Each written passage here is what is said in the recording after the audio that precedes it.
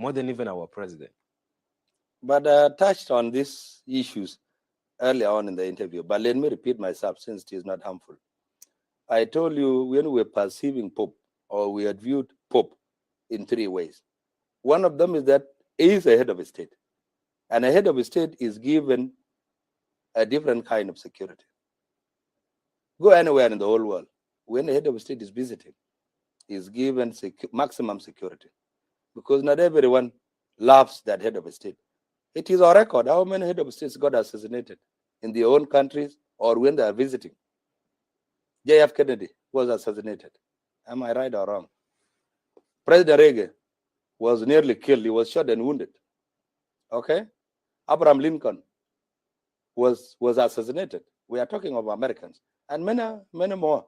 Here in the neighborhood, President Kabila, Laurent Kabila was assassinated. Right? So if you have a head of state, not everyone likes a head of a state. There could be some people that are not happy with that head of a state and he could be assassinated. That's one. We have a record, Pope John Paul having survived an assassination attempt on him in 1981. I just mentioned it. All right. So if his predecessor was nearly assassinated, what is the guarantee that he could be assassinated? So we have to put in maximum security, not to give any room for any stupid thing to be done on his own as the Pope. Thank you so much, Major General. Thank you so much. Now let's go back to the challenges that you encountered during your work as SSPDF and the organized forces in providing protection to people of South Sudan. What were the challenges? Thank you very much. I think this will be the last one. Otherwise, unless maybe the viewers are having any questions. Of course, there's no work that could be done in any given area without challenges. In consultation with those who took part in provision of security, I'd asked them to share with me the challenges that they had experienced in their capacities as the ones that were commanding the joint security forces, or the security forces themselves that were deployed. And one challenge that came on top of the list was that there was no enough budget allocated to security forces during the Papal visit. The budget that was allocated to all the organized forces was too little, bearing in mind that we had started security preparations and operations 3 days or 4 days before his visit. Then when he visited, he remained in the country for 3 days. So we had been on maximum alert for 7 days. All right. So the money that was given to us was not enough. That was the biggest challenge. The second challenge was that there were domestic animals that were loitering on the streets of Juba, especially goats, sheep, dogs, that had a negative impact on traffic flow. And those who were given the responsibility, like personnel from from Directorate of Traffic, and the volunteers that were helping us in maintaining security to deal with that challenge. The third challenge was the security forces that were deployed got really tired. They had overworked for a whole week. There was an oversight. We did not rotate them. We did not put in place shifts. They did not work in shifts. Maybe you work for 8 hours, another team is deployed. So the one that were deployed worked throughout. So at the end of it, we discovered that they were really, really very tired. Another fourth problem was on the eve of His Holiness visit, we held 2 parades, one in the morning, one in the afternoon. In the afternoon, after we briefed them, they went driving around in town in a show of force. You know, a show of force from military perspective is used as a deterrent. You know, our security personnel were in their trucks, they were in their taxis with all their gear. So when they drop around Juba, we're showing the people of South Sudan that, look, don't temper when the Pope comes. This is the power that we have with all the organized forces put together. As they were going and as they were coming back, we realized that they were over speeding. Our drivers, the drivers for different military vehicles, they sped when they were going and they were speeding all over. So when we realized that, we came and told them, look, there are speed limits. So don't over speed. That was one challenge. That was another challenge. So basically, we had observed around 4 challenges. Now that brings us to the second. That's the A part of it. B part of it was then how did we address the challenges? Of course, the issue of having insufficient budget was raised by our command, but we were told that there was no more money, and as a result, we persevered with the little money that was given to us until we succeeded in accomplishing the task. After realizing that the drivers were over speeding, we came and briefed them. Our chief of defense, deputy chief of defense forces, our assistant chief of defense force for operations, General Toy Chan, came and briefed the drivers about the need for them to observe speed limits.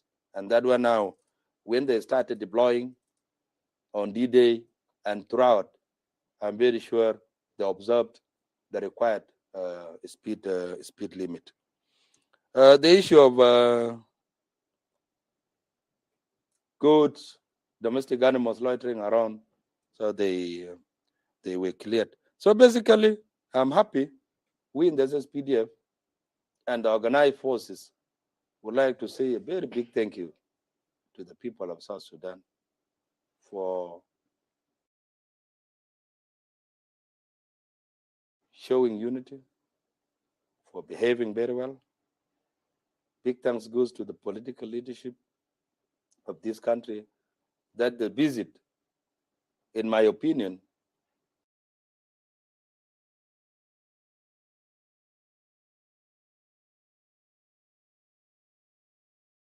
to the condolence message of His Excellency the President to the people of Keji and during the papal visit to the Republic of South Sudan. And I don't want us to go without touching something about that. It was really linked by international media houses that upon the arrival of His Holiness Pope Francis, many lives were lost in the Republic of South Sudan, one day before his visit to the people of the Republic of South Sudan. So what do you say about that as the spokesperson of SSPDF, and what measures did you put in place to keep protecting people of South Sudan with their properties, given their differences and whatever kind of conflict that they're having? Thank you, Brother Majur. To be honest, it was very unfortunate that lives were lost on the eve of His Holiness visit. Both lives were lost from cattle herders as well as the host community. It was regrettable. It was regrettable in the sense that any life lost, it is regrettable. And to make matters worse, it had happened at a time when the focus of the whole world was on the Republic of South Sudan. It portrayed us in a very negative manner. But of course, it's a country at war, and the country is emerging from war. And that was the bottom line why His Holiness the Pope came with the other 2 religions. They recognized that this country has been bleeding for too long, and therefore they needed to be encouraged, to be supported, to be given a spiritual food for them to stop killing themselves. That was the bottom line. You know, in South Sudan, we have been fighting over one thing or the other. The bigger picture is that this country has been experiencing political problems, political upheavals. But in addition to political upheavals we have been experiencing, our local communities have been fighting one another or each other over a wide range of issues, over grazing lands, over water points, over shared scarce resources. You know, there are fights over different reasons. People even fight because of an elopement. A young man elopes with a girl, you would hear that there was a big fight and this number of people got killed. But of course, they are happening as a result of the bigger picture. Politically, the country is not stable, but we shall overcome. What we did when the clashes erupted, we have our force that is deployed in Keji. I was able to hear from the county commissioner and the other county officials that they help in enforcing and enhancing security. But of course, we have three levels of government. We have the national level, the national government, we have the state governments, and we have the county governments. So the Keji county government intervened with all the security operators at that level, and including our own SSPDF. Thank you so much. But the political leadership is working on it. Thank you so much, Major General, for making it to African Morning Breakfast Show on SSBC. Before I let you go, 1 minute, your message to the people of the Republic of South Sudan and to your colleague in the Army, SSPDF, and the organized forces. I would like to conclude by saying, first and foremost, to you and the leadership of SSBC, thank you very much for always covering the national events with the special focus on SSPDF.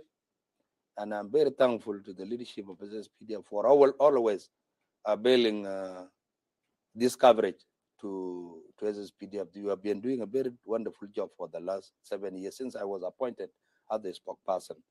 We are in focus simply because of SSBC. Thank you very much, and thank you to you.